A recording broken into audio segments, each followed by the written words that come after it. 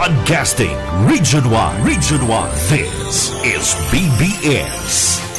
Bicol Broadcasting Systems Incorporated. DWLV 91.9 megahertz. Your news and music stations. BBS. Basta Bareta. Sigurado.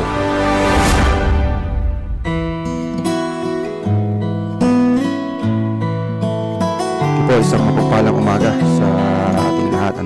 Tayo po muli ay dito sa programang Biyaya sa Pagkaaga. Ngayon po ay December 12, araw ng Huwebes or Thursday. Ilang araw na lang ay mahigit 2 linggo na lang po ay celebrate ng karamihan ng Kapaskuhan. So excited na po ba? Yung iba natin, ang mga kilala ay excited na sa darating na mga holidays. So isang mapagpalang umaga po sa lahat. Ako po ang iyong lingkod, John Mark Rances po ng Youth with a Mission and Naga Grace Presbyterian Church. So isang mapagpalang umaga po sa ating mga Omni Pastors. Good morning po kay Pastor Luis. Pumuli, good morning sa iyong patuloy na pag-schedule. So maraming salamat sa pagkakataon po ito na binibigay na para makapagprograma dito po sa Biyaya sa Pagkaaga. Tayo po ay makakasama sa loob ng kalahating oras. So isang mapagpalang umaga sa lahat ng tagapakinig po natin at sa lahat po ng ating mga kapamilya saan man po sila naroon. Mga kamag-anak natin sa dito sa Bicol region at of course sa ibang lugar na nakakarinig or makakapanood ng ating Facebook Live. So good morning po sa inyong lahat at mga po nasa mabuting kalagayan at of course ang panalangin natin sa mga kapamilya natin ay lalong palakasin ng Panginoon, hindi lang physical na pangatawan kundi magkaroon ng relasyon din sa ating Panginoong Jesucristo, yung tunay na relasyon. And good morning kay Sir Stephen na nandito. So good morning sir sa pag-antabay din dito po sa programang sabi nga 4:30 pa lang pero alam kong talagang gumigising para makapagprograma. So isang mapagpalang umaga po sa lahat, of course mga kaibigan natin na mag-aantabay din. So isang palang umaga sa buong Omni Pastors. Of course isang sana po ay nasa mabuting kalagayan ng bawat isa. Tayo pong lahat ay manalangin muna para po sa pagpapatuloy po natin. Aming Diyos na makapangyarihan sa lahat, kami po ay lumalapit sa inyo, napupuri at nagdiradakilang iyong pangalan. Patuloy po o Diyos na siya pagkakatiwala ang programang ito Panginoon at sa lahat ng mga nakakapakinig at kakapanood man Panginoon God. Lord, bless them and guide them and be with them, Lord God. And salamat po Panginoon sa pagkakataong ito na gamitin nawa Panginoon God at patuloy na maging daluyan ng iyong pagpapalang espiritual ang buhay nito Panginoon God. Salamat po Ama, muli sa iyo ang kapurihan, kapasalamatan sa pangalan ng iyong anak na Jesus. Amen. Amen. So again, isang pagpalang umaga sa bawat isa na gising na po sa umagang ito na talagang nakatutok at tumututok para sa programang ito. Sana po ay kayo po ay palaging nasa mabuting kalagayan. So, ngayon pong umaga, ang tatalakayin po natin ay isang maikling lang po kasi kalahating oras tayo magkakasama pero alam ko dapat sana po maunawaan natin kung anong isabihin ng panahon natin ngayon, especially pag ganitong buwan, December. Of course, karamihan ay alam kung ano yung paparating na holiday. Of course yung sinasabi natin Christmas Day or Christmas season. Ang Pilipinas nga sabi nga pinakamahabang nagse-celebrate ng Christmas. Pero sa panahon po natin ngayon na talagang nababago din ang trend ng Christmas or ng Kapaskuhan natin. So mahigit 2 linggo na lang ay magse-celebrate nung Kapaskuhan. Pero ano ba ang ating ano ba yung tunay na kahulugan nitong Christmas na to or yung sinasabi natin kapanganakan ng Panginoong Jesucristo. So sa umaga pong ito, hayaan niyo po akong gamitin ito pong nasusulat dito sa Juan 3:16. Ang iba po sa atin ito'y alam na, Ito po ay sabi nga isa sa mga common na mga bersikulo sa ating Biblia. Ano po na ang karamihan sa mga kabataan pag nag-memory verse, isa ito sa laging sinasabi. Ano po, talagang sabi nga madaling maalala pero minsan hindi na uunawaan kung ano yung kahulugan nitong binabanggit dito. Sabi po ng John 3:16 dito po sa NIV version. Sabi po dito, "For God so loved the world that He gave His one and only Son, that whoever believes in Him shall not perish but have eternal life." So pagpalain po ang salita ng Panginoon. Ano po, so po ito ang ating pag-uusapan is about the greatest gift. Ano po, so lahat na po ba na ating tagapakinig ay nakatanggap or umaasa na makakatanggap ng isang regalo, kung anumang regalo ang inaano po natin or dinidesire natin, or sabi nga pinagpipray pa, at sa iba naman sabi nga material ang gusto. Pero ito pong konteksto dito po sa ating binasang John 3:16, ito po yung konteksto na kung saan isang Pariseo na nagangalang Nicodemus, sabi po dito, itong si Nicodemo ay pumunta sa Panginoong Jesucristo, sabi nga middle of the night, dahil ang Pariseo ng panahon ay sila po yung umuusig, sila po yung mga umuusig sa ating Panginoong Jesucristo. Kaya itong si Nicodemo, siya po ay pumunta ng hating gabi para walang makakitang ibang Pariseo, bagamat mayroon din nakalagay, kung babasahin po natin, may mga ibang Pariseo din na talagang curious kung sino itong Panginoong Jesucristo. At sa kanilang pagdadialogo, ang kanilang pag-uusap ng Panginoong Jesucristo, talagang itong si Nicodemo hindi niya maunawaan kung ano yung sinasabi ng Panginoong Jesucristo na kailangan ma-born again. Kailangan daw ma-born again para magkaroon, sabi nga dito sa unang mga talata dito sa chapter 3, ay kailangan ma-born again. Pero sabi ni Nicodemo, how can a man be born when he is old? Paano ba ipapanganak muli itong tao kung siya ay matanda na? Makakapasok ba siya sa mother's womb ulit? Ito po yung konteksto niya. Pero sa mga ito, talagang nag-struggle, sabi nga si Nicodemo, kung ano yung meaning ng pagpalo sa ating Panginoong Jesucristo. Agamat sila pong dalawa ng ating Panginoong Jesucristo ang nag-uusap, hindi niya pa rin maunawaan, hindi niya pa maunawaan kung paano itong verse na to or itong pag-uusap nila, paano maging born again. Pero sa mga ito, title po natin, The Greatest Gift. So sana po maunawaan natin na ang ginawa ng Panginoong Jesucristo, binigay ng Diyos Ama ang kanyang bugtong na anak, dahil sa pag-ibig. Sabi po dito, "For God so loved the world that He gave His one and only Son." Ang kanyang bugtong na anak at kaysa-isa ay binigay sa atin. Binigay niya para sa atin. Nasabi nga po ang mabuting balita that hindi na tayo kailangan magtrabaho para sa kaligtasan natin, kundi binigay ng Diyos Ama ang kanyang bugtong na anak para po tayo iligtas. Hindi lamang po sa ilang tao, kundi para sa kalahatan, para sa buong sandaigdig, buong sangkatauhan. Binigay ng Diyos Ama ang kanyang kaisa-isang anak, ang Panginoong Jesucristo. Pero ang sabi po dito, whoever believes in Him shall not perish, para magkaroon ng eternal life.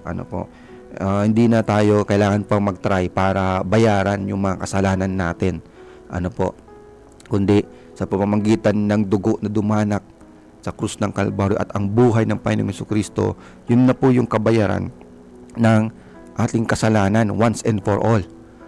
Pero sa umagang ito, kaya ko po sinabing ang titulo po natin, The Greatest Gift na matatanggap po natin, hindi isang material na bagay, hindi isang kung anumang gusto natin, hindi kung anumang mga bagay na nasa mundong ito, kundi eternal life.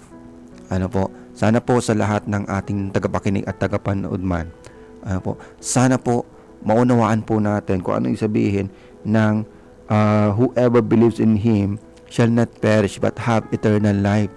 Kung maniniwala at mananampalataya ka ng buong puso, ng buong buhay, buong lakas sa ating Panginoong Hesukristo, ay pagkakalooban ka ng buhay na walang hanggan. Hindi po ito buhay na walang hanggan dito sa lupa. Dahil alam po natin na darating ang panahon na tayo po ay, sabi nga, ay talagang mamamatay. Physically, tayo po ay mamamatay. Pero pagdating ng panahon, dapat mayroon pa rin tayong kalalagyan. Pero ang pangako ng Panginoong, pangako po ng Diyos sa atin, kung sino ang manampalataya, sa Panginoong Hesukristo ay magkakaroon ng buhay na walang hanggan. That's the greatest gift na dapat i-desire po natin sa ating mga buhay. So sa lahat pong mga makakapakinig nito, so ito po yung panalangin natin sa ating mga kamag-anak, sa ating mga kaibigan, sa ating mga kakilala, na talagang dapat malaman po nila na ito po yung the greatest na dapat magkaroon ng isang tao. Dapat magkaroon ng desire po sa buhay natin to have this eternal life na binigay ng Panginoong Hesukristo. Sana po makita po natin na ang rason kung bakit tayo magkakaroon ng selebrasyon even ngayong buwan ng Disyembre, bagamat hindi naman talaga ito yung totally day, month, or kung ano man na ipinanganak ang Panginoong Hesukristo.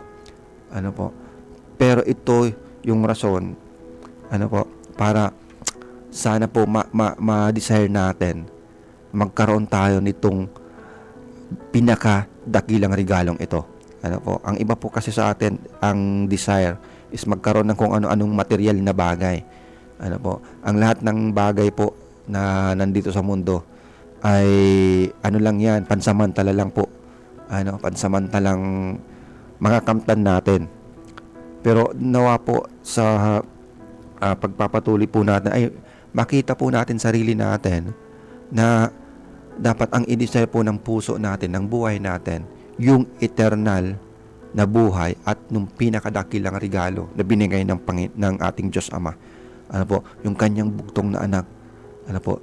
Kung sisiyasatin po natin ang sarili po natin, sino ba po tayo para ipagkaloob sa atin ng isang Diyos ang kanyang anak para tayo iligtas.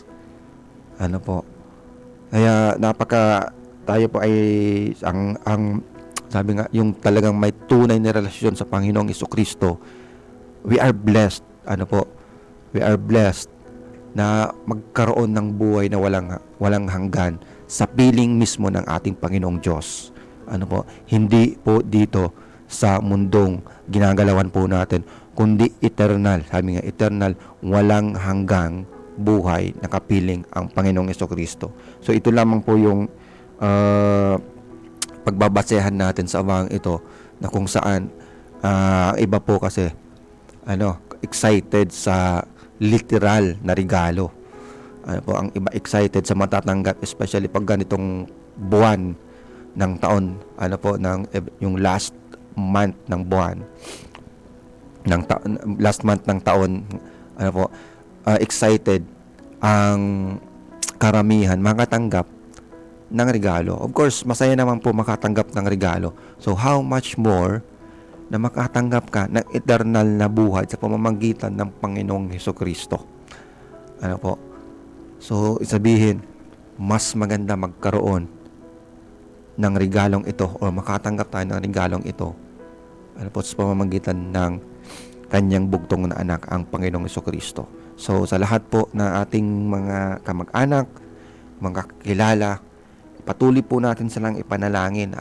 Kung kayo man po sa mga tagapakinig ay mayroon na assurance na mayroong eternal na buhay pagdating ng panahon. Pag mayroon ng kasiguruhan na sa piling ng Panginoong Diyos tayo pupunta pagdating ng panahon, ipanalangin po natin ang ating mga kamag-anak, mga kaibigan, mga kakilala, na sila man po ay kasumpungan ng Panginoon. Ano po, sila man po ay makatanggap nitong regalong ito. Kaya patuloy po tayo na sabi nga, ibahagi po natin itong sinasabi ng Biblia that whoever believes in Him shall not perish, hindi naman papahamak. Ano po, sana magkaroon ng buhay na walang hanggang din. Ano po, na pag huwag po natin hayaan na pagdating ng oras na kung tayo po ay nasa langit, ano, makikita po natin yung mga kakilala natin, kamag-anak natin, yung mga kaibigan natin na nasa ibang ibang lugar. Ano po, kumbaga sa madaling sabi, nasa impyerno nga. Ano po. So nawa po i-desire din po natin na tayong mga may relasyon sa Panginoon, may relasyon sa ating Diyos, na tayo po ay gamitin ng Panginoon para maabot din ang ating mga kakilala at kamag-anak at mabahaginan ng salita ng Panginoong Hesukristo, at sila man ay makatanggap nitong sinasabi natin, the greatest gift of all. Ano po? The greatest gift of all ay ang buhay na walang hanggan sa pamamagitan ng Panginoong Hesukristo. Ano po? So ito po yung pagdidiinan natin. Ano po? Ito yung pagdidiinan natin sa umagang ito, na ibahagi po natin. Ibahagi ang buhay na ito para sa ating mga kakilala. Ano po? Na sana pagdating ng oras at panahon ay sama-sama tayo magpupuri sa ating Diyos Ama sa walang hanggan na buhay na kapiling ang Diyos. Ano po, kapiling natin ang Panginoong Hesukristo. So napakasarap ng salitang ito kung mauunawaan natin ang pinaka ibig sabihin nitong binigay sa atin. Bagamat sabi nga po, sa buwan talagang ito, mas excited ang karamihan. Excited sa matatanggap na literal na regalo. Pero para po sa akin, mas masarap na makakita ng kamag-anak, makakita ng mga kapamilya or makakita ng mga kakilala at kaibigan na tumatanggap din sa Panginoong Hesukristo para magkaroon ng buhay na walang hanggan. Ano po? Kasi the greatest gift that we can receive is the gift of eternal life. Ano po?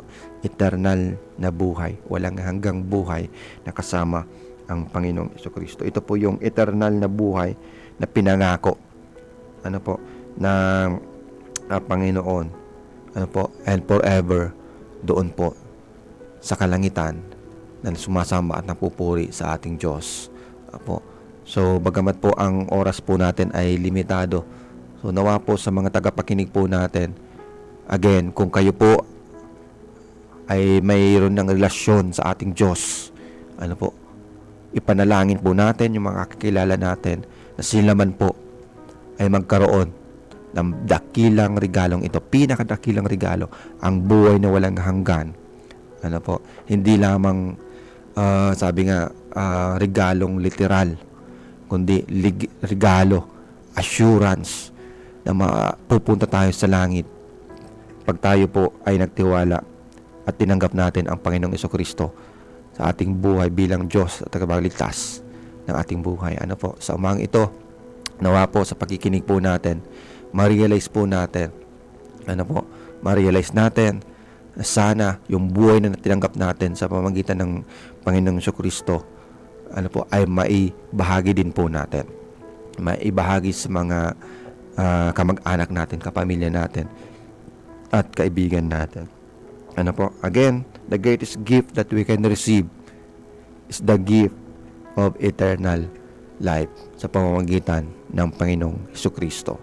So sa umaga pong ito, yun po yung aking iiwan sa atin. I just want to encourage us na patuloy po tayo na magbahagi ng salita ng Panginoon para po makamtan din ng ibang mga kakilala natin yung ating nakamtan na buhay na walang hanggan, ang pinakadakilang regalo na binigay sa atin ng Panginoong Hesukristo. Binigay sa atin ng Panginoong Diyos, ang buhay ng Panginoong Hesukristo. Ano po, para makapiling po natin ang ating Diyos Ama sa kalangitan. Ano po, napakasarap na magkikita-kita tayo ano po, pagdating ng oras. Ano po, bagamat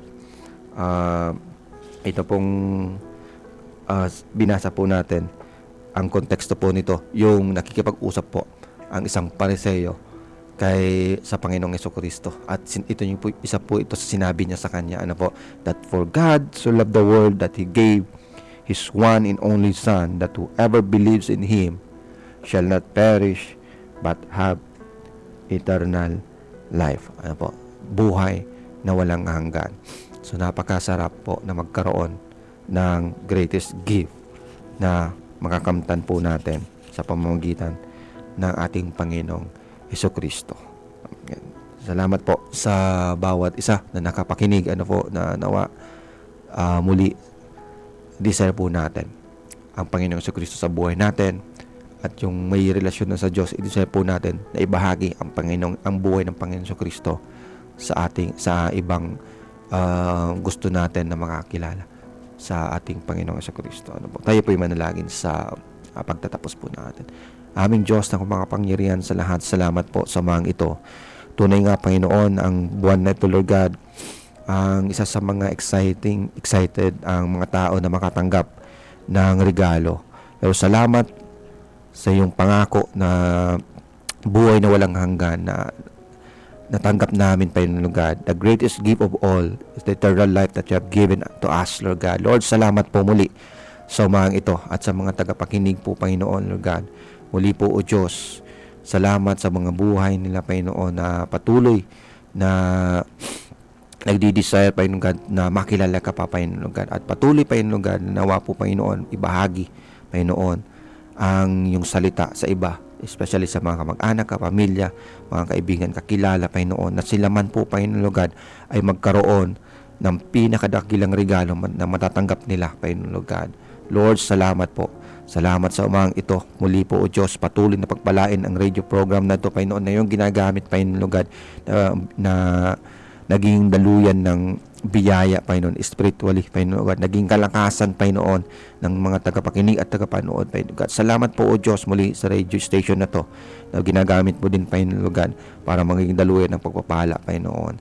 Salamat po, Ama, at patuloy, Panginoon, na maparangalan ka at madakila ka, Panginoon God. Muli po, sa iyo itinataas, Panginoon, ang buhay ng bawat isa, Panginoon God. Pagpalain sa buong maghapong ito, pakaingatan, at patuloy na i-desire, Panginoon, sa puso, Panginoon God, to know you more, Panginoon, at patuloy, Panginoon, nawa yung pinapanalangin namin, mga kapamilya, Panginoon, magkaroon din, Panginoon God, ng eternal na buhay, the greatest gift na matatanggap nila, ang buhay na walang hanggan sa pamamagitan ng Panginoong Jesucristo. Muli po, Diyos, salamat sa patuloy mong pagpapala at patuloy na pag-iingat at pagmamahal. Madakila ka at mapapurihan. Ito pong aming samot na langin sa pangalan ng iyong anak na si Jesus. Amen. Amen. So, salamat po sa bawat isang tagapakinig po natin. At susunod na po ang programang Kakampi News Network. Good morning and God bless po sa lahat.